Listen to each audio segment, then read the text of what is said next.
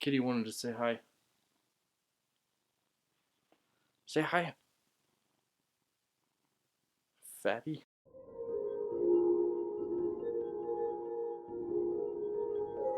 About to go pick up some stuff for my roll cage, and I need to make an update video because I haven't put up a video in I think over a month now. So the whole thing was school got in the way, and I was graduating. So that's all over now.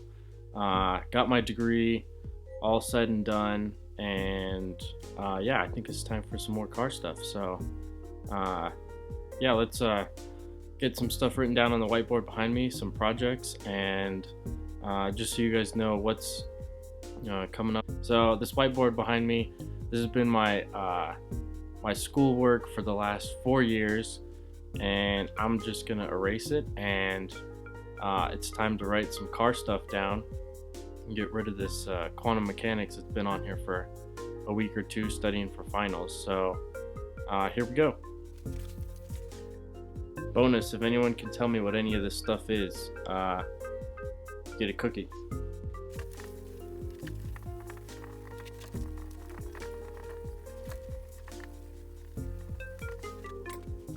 So, you might have noticed a cut.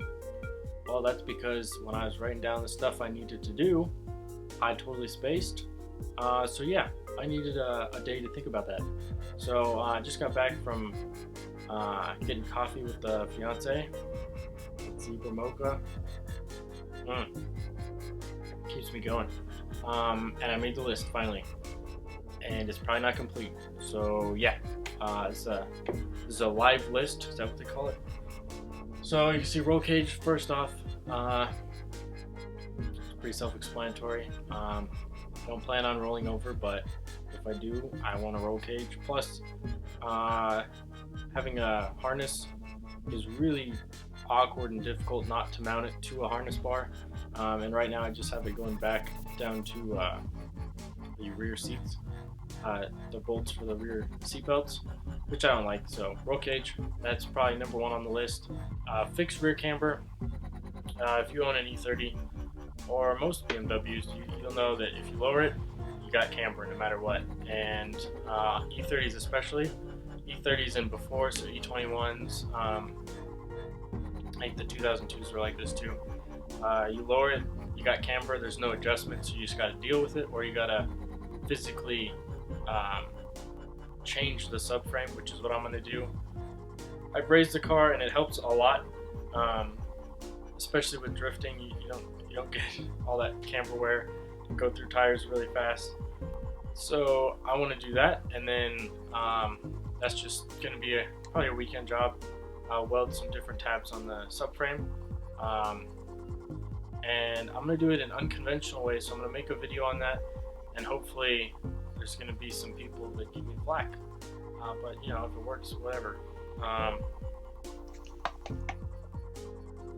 Okay, that is in focus. Wow, I'm going blind.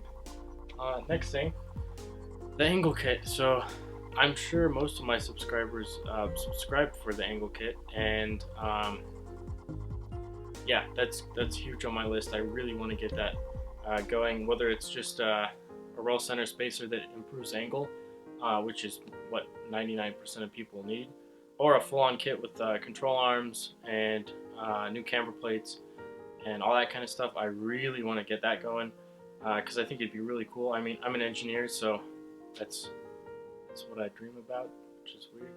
But yeah, so that'd be really cool. So I'm going to talk to some machine shops about making parts, or if I am so lucky to get a shop anytime soon, I'm going to definitely invest in a Bridgeport so I can make my own at least.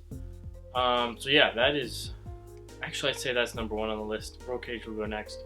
Tube front and rear. I really want to tube the front because I got some body damage, well, radiator support damage, I guess, from the previous owner. Hit something pretty bad. It didn't buckle the frame in or anything like that, so that's good, but I just hate how it looks, and I tried to fix it and it's ugly, and tubes are way better. So make myself a bash bar to go with that, just in case, you know, when you're tandeming with your friends, you bump into them, a lot, so I don't want to have to go out and find plastic bumpers for E30s, which who knows where the heck they are and how much they are nowadays. And the rear would be kind of hopeful, really cool to do that, but I doubt it. Maybe next season. Okay, so turbo, yes, I'm gonna do a turbo on the M50 non-Vanos that I have in my E30. I'm gonna tune it. I've installed Mega Squirt, as you guys probably already know. I have a couple videos on that. So the Mega Squirt was tuned for pump gas, and then I tuned it for E85, just so I could drive it around. So it's NA right now, but tuned for E85, and I'm gonna throw a turbo on it and tune it for that. And I have no tuning experience, just what I've read online. I work at a tuning shop, I guess you call it. So I got a lot of people there that know what they're doing, and I've seen cars tuned and how they're supposed to be. So I have a pretty good background for not actually tuning a car, and I've managed to tune the E30 on pump gas and E85 pretty well. Idle's great, full throttle's perfect. It's just the partial throttle, it's a little tricky, but it's good enough to daily. I don't, but I would trust it to daily. And along with the tuning, I'm gonna have some more tuning videos on the Audi.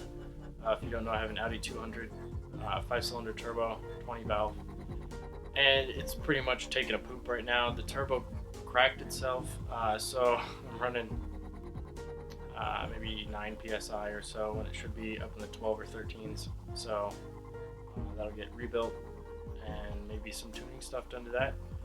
Bigger turbo, I don't know, but I'm gonna tune that too. So yeah, I'll show you a quick snippet of the turbo. Alright, there it is. Yeah, so I'm pretty sure it's a rapid spool manifold. Yeah, as far as I can tell. I'm going to do a video on that, and how it can be maybe improved or what's good about it, because it seems pretty good manifold. The turbo, yes, it's an eBay turbo. It's one of the better ones. It's water cooled, and I wanted water cooled because one of my buddies who runs an HX35, it runs great, but the turbo gets so unbelievably hot, and I don't like that. So regulating the bearing temperature should make this eBay turbo at least last a season, which if it does, I'll be happy. You know, $200 for a turbo, it can't beat that, even if it only lasts a season. So plus this is just for now. I'll probably get a better turbo later, but I mean, it's pretty basic. It is a GT3076 equivalent. Man, I forgot the AR. It's got a V-band wastegate, which I really like. I want to V-band everything. I want to get an adapter to V-band the back of the turbo. So my downpipe is, you know, a 10-second drop as opposed to a 10-minute drop, because I know it's going to go in and out a lot. That's just how I am. So yeah, there's the turbo. I'll do a video on that. Now, I'm not doing this YouTube thing, you know, to get famous or make money, or I don't even know really why I'm doing this, but it's kind of fun, you know, sharing my stuff. There's a lot of people who have talked to me about some of the stuff I've done and said, hey, you know, you can make that, and I'd buy it. That really got me inspired to at least share all this stuff. So if I can't make it and you guys buy it, maybe a complex part, and at least I can show you guys how to make it or how I did it. So I guess that's the whole point of this channel. I didn't really say it before, I guess, but yeah. And hopefully as this YouTube thing keeps going on, I'll get less ummy and blah blah blah and more concise and whatever. But you know, if somebody doesn't want to watch this whole video, then you know, whatever, that's fine with me. See you guys next time. Outro here.